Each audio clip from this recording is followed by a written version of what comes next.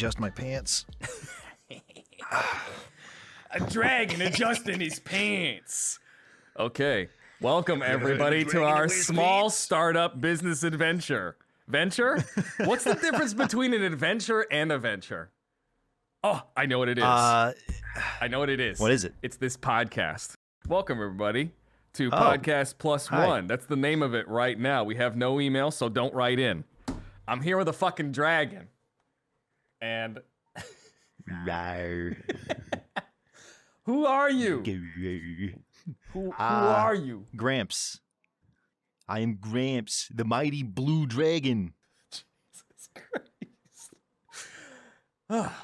And I'm Kugo the Mighty, and this is our new D&D podcast done completely in VR. You might know us from such somewhat initially famous D&D channels as The Mighty Dungeon, where we did lots of one-shots about chefs murdering everybody and not participating in the plot.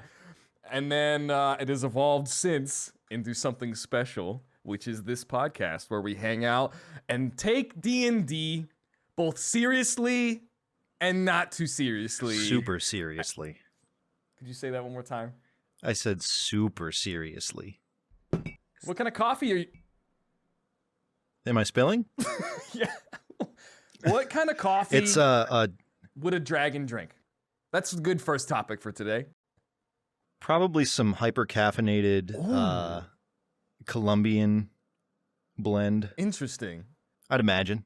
So, like, Yeah. if you were in character I mean, the right stuff now that I as had a earlier. dragon, what kind of dragon are you? Yes. I am a blue dragon, I think. What do you I'm mean mostly you blue. think? Well, my parents died, and I didn't know what they were, and so I was left to figure it out myself. I always imagined that dragons would drink decaf. Like, No. dragons no way. are savage. Wouldn't they just drink it for the taste? Like, they don't need to be caffeinated. No. They have the power They do flowing need to through be their bodies. caffeinated. They spit fire. How you think they get it? With the good juice. Playing catch with the... Yeah. We talked about this. We can't do visual comedy on a podcast. That's mostly going to be That's audio. right. I'm sorry. So everybody listening, imagine a banana. Imagine your favorite D&D hero, dark and mysterious, is gripping a banana firmly, and there's a dragon sitting across from him, juggling a cup of coffee that produces his power. But not up and down, horizontally. Horizontally juggling. Yeah, if you can imagine it, if you can dream it, you can do it. Now, If you can imagine it, you're probably a D&D player. yes. You know what? So here's another thing. Talking about like creating characters, right? Because one of my big other things, also, I got a first official sponsor of today. I got a book coming out. Hold on. I got a book coming out on Amazon called The 1 Hour One Shot, okay? Because I think that people should stop thinking so much and just play this damn game with their friends. But on the subject of character creation, a lot of stuff that we've done in the past for the YouTube channel has been a lot of silly shit, right? Yep. So Like, here's a I concept think almost for all you. of it. A lot of people, when they develop a character, they develop like a huge backstory, right? Huge past, all this crazy stuff. Usually it's super serious, right? Yep. What do you think the difference is between creating a character? No visual comedy. This dragon is There is no throwing visual. coffee. I didn't do anything. You threw coffee In at podcast me. land, I didn't do shit. My Quest 2 battery is getting low, so we gotta wrap up this Oh, podcast. Thank you guys for no. coming. It's been really Wonderful fun. to have you.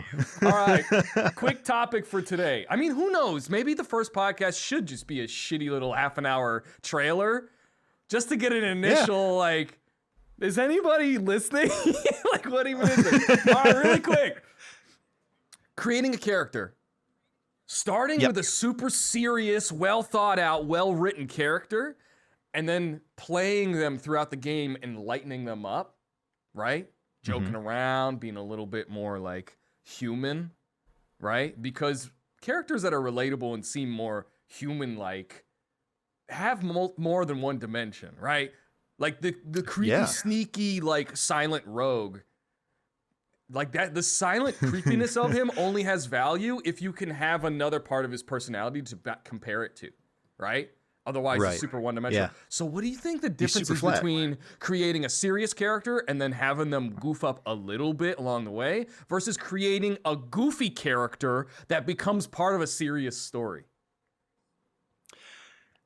I think the second one, the goofy character that becomes a part of the serious thing, is a little more maybe realistic or even like believable. Because I mean, as an adventurer, if you're creating the character, you probably haven't you've had your tragic backstory or whatever, but you haven't had the experiences to dive into why you're such a creepy, spooky dude. But you get to develop that over time, and I think that I don't know, that's more special to me. Yeah. And you know what's even more interesting is because let's just keep rolling with this rogue thing, because I think that it's one of the tropes that like initially it starts. It creeps I seem up to on remember. people's mind. I seem to remember a certain player that did that. Tell me what you that remember. happened to do Blue that Dragon. in a Friends game at one point. Okay, it was me. I did it. Okay, everybody does it, but I think it's important. Everybody does it. And I also believe that like you've what? I've never done the rogue thing. You've never done the rogue thing? You promise? What have you done? I've never. What's one trope that you've done? One trope? I don't know. Like your my first very couple first character. Did you fall into a trap of like a stereotype thing? I think I did the make a character that is you trope a little bit for my very first character. But my first character was a sorcerer. Dragon-blooded sorcerer, in real whatever life? that is. I am. So, little known fact, I perform at children's parties, and I light things on fire. Okay. Because I'm wild magic, that was the only difference. Is that your stage but yeah, name I played a draconic too? bloodline. Wild magic. Wild magic. Perform at kids' birthday parties. Fire. Big never bullet had a point at the repeat top customer. right. Now with fire. I once accidentally teleported the clown to Asia. Wasn't supposed to happen that way, but he got back. He's fine. Worst sorcerer ever. I can open up portals. Yep. But they only go from Chicago to Asia.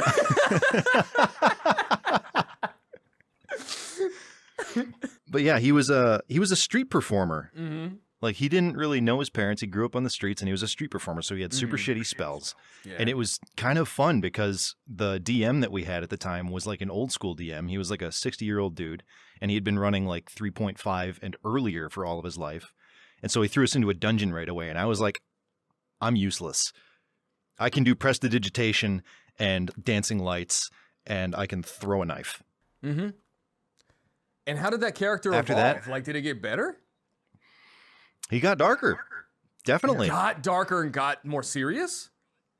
He did. So he was kind of like fucking around, but after they got out of the dungeon, after he almost died like twice, he kind of mellowed out. Interesting. And as the campaign continued and we traveled around the world, he kind of grounded himself more. Now, I wonder if something like that, as I manually change cameras in VR chat, I wonder if... Yep. Oh, by the way, if you're listening to this on audio, we do this podcast completely in VR with a real studio. So highly recommend going over to, I guess, Spotify and YouTube, I guess is where we'll put it. Yeah. Highly entertaining. Much more entertaining to watch it that way. Just a little plug for ourselves. What do you think is going to be more of a fulfilling... God damn it. Okay, hold on. I'll cut to the dragon for the visual comedy. All right, we're good. It's like a yo-yo. They can hear it through the microphone anyway. All right. Do you think that creating a character like that is more fulfilling than a character that starts really dark and then has to lighten up? I feel like it would be less satisfying to somebody that wanted to start really serious. Mm-hmm. Personally. Like, my character, my rogue, my stereotype rogue. Yep. I ended up not liking him very much. Like he wasn't, it didn't end up being like a satisfying, he didn't feel like he had an arc. And I don't feel like that was the fault of the game master or the game or the setting. I feel like it was the setup for the character. Yeah, it's... Well, unless they have a specific goal in mind, usually I feel like the darker characters don't play well in a group. Because they're going to be kind of contradicting and sort of, I'm a loner, you know? I feel like that's usually what it is. It's people that are new to D&D and they're like, I'm going to be this hero that backstabs everybody. Yeah. And I think the reason why I'm also bringing this topic up, especially in our trailer, like in our pilot episode of this show, is our biggest thing was in the Mighty Dungeon when we used to make compilations of our one-shot games that we played. They were mostly goofy concepts that ended up being very engaging and captivating and popular with a lot of people. And one of the things that I want to do this show and talk about on this show for is that people shouldn't be putting our games up on a pedestal. Like, oh my God, I wish my games were like this. It's the peak of comedy. Like, it's like, people either love it or hate it, right? Like, we did get a lot of comments, right? That were like, there were tons of people who were like, D&D. You're idiots. Well, we're here to tell you on this podcast, it fucking is D&D. Shut your really face is. and have some fun, because that's what it's all about. Because I believe that whether it's through, you know, I'm writing up this new ebook, I'm trying to explain to people that you can sit down with a group of friends for an hour and fuck around like it's a party game, and it still counts, right? There's no gatekeeping. It absolutely does. You don't need to read 7 books, all right? It's a game that can be satisfying and fun at the same time, and it's much more accessible than I think a lot of people give it credit for. They overcomplicate things so much. You can have so much fun. And I'm not saying that the way we play is like the end all be all, but I'm just saying maybe it's a good way to start. Yeah. I mean, don't take it too seriously, because I think a lot of people fall off because of that. They're not having fun because they feel like they have to follow the rules, you know? Yeah. I say, what do you say about, like, I say start fun and then go deeper, right? You can always go deeper. Absolutely. I mean, it's like discovering also a fantasy series or like a advice sci-fi series. For all of you listening on the podcast that are sexually active, hey, shout out to all my sexually active people. Suh, dude. The dragon gyrating. Oh, my God. It didn't do it that well. So, if you're going to take anything from this pilot episode of this podcast, is that have fun. It's more simple than you think, okay? It literally can be the lone wanderer who's a goofball, okay? Maybe this is a costume and it won't come off, right? And then hangs out with the dragon, right? That could be the start of a great game. You could goof off, improv it, even run them through a fucking module if improv's not your thing, and you'll end up making such a beautiful little thing. And then that can be the backstory for how they evolve into your next serious campaign or whatever. F it. Play a dragon, you know? I think that's a great idea for like a session 0, actually, and like a party building thing is run through a short module. Get something off, you know, Dungeon Masters Guild or something like that. Hit them with a one-shot. And all of a sudden, they're friends. They have a reason to be together, and now they can go fight, you know, whatever thing you want to write. Yeah, I totally agree. I don't really know what else. Do we even need a second episode of this podcast? I mean, that's like fucking gold. Dude, we're done. That's it. We've accomplished the goal we came to accomplish.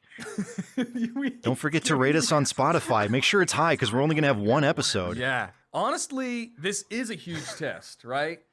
If what you're listening to and what you're seeing, this banter between a couple of DMs who've been playing together for a long time, maybe not in like D&D years, but I think that's another point.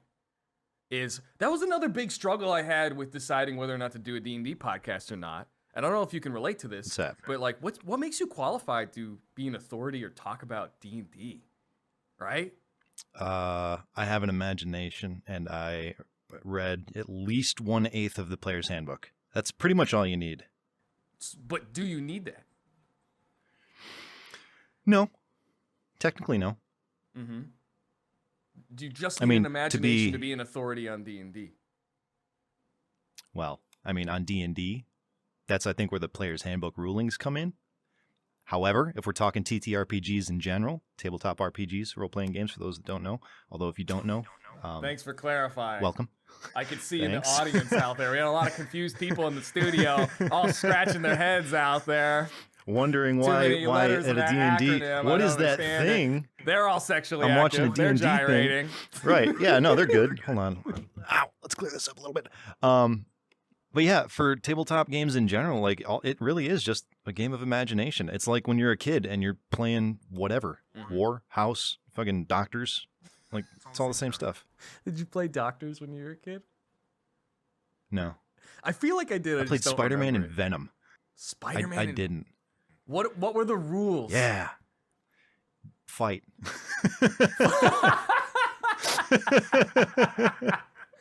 You know what? To be fair, I feel like, so here's another thing. So I run a lot of public one-shot games in downtown Seattle. I live in Seattle, Washington, and I run a lot of public games where it's a bunch of strangers and I run them through a one-shot.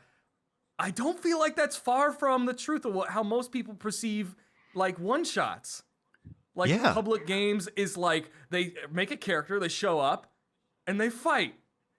Yep. I get that a lot. I feel like I gotta really set the you have to set the standard in the bar really quickly, right? Force them into a situation that has like a time constraint and has some RP elements in it to really like get them to realize that you're not showing up just to drink a beer. Ask me if it's okay for you to roll a die and then roll it. And then you either get upset or happy, depending on the result of that. My favorite one-shots are the ones where it just feels like we're talking for an hour. Like we're just hanging out and making voices and talking, and like a story is progressing, and we forget it's a game, you know? Right. Because sometimes I even that's kind of the one that I'm writing right now. Yeah? Can you give us... it's... All right, don't spoil us on the one I'm you're not writing, going to because spoil anything. I want you to run it for me, but if you were to give it like a teaser, if you were to give it like 3 bullet points, like 3 things, like it is going to be this, this, and this. Give us a little teaser. What's this thing you're writing? Political betrayal in the capital city. Okay. You guys are sleuths for this one. Or like PIs, right? Okay. And it's going to have some shit with undead people. Tell me more. No, you said 3. Okay. I just wanted to know whether to bring my Blue Dragon character to the table or not. That's all. I wouldn't. Fair enough. Hey, thank you all. We're going to keep it short today because my headset might die. Yeah. And also, I don't know if this recorded properly. So if you're hearing this, man, what a blessed day it is. We rolled a 20 on the tech side of everything. Jeez. But if you guys want to catch up with us, obviously subscribe to the podcast. I'm not sure what kind of socials we'll be running, but if we have a name on the podcast, just look for that everywhere. Otherwise, I'm at Kugo the Mighty on everything. We did a bunch of YouTube content on the Mighty Dungeon on YouTube. And then over here, shout out whatever you want to shout out, Mr. Falcon. Well, I'm like 5 flavors of Falcon all across the internet. I'm trying to consolidate it to Falcon on PC, though. So look for that, I guess. Wonderful. All right. So as far as we are concerned, Podcast Plus One, the most magical podcast on all of iTunes, Spotify, and now virtual reality. Bro, we just did a podcast in virtual reality. My arm doesn't... You got T-Rex arms! All right. We're out of here. They're the longest T-Rex. See you next time. Goodbye. Oh. And then I'm going to cut to the third camera and fade out our voices while we pretend to keep talking. You know, like how they do on news? Like, they like... So I'll just gyrate a little? They like shuffle papers.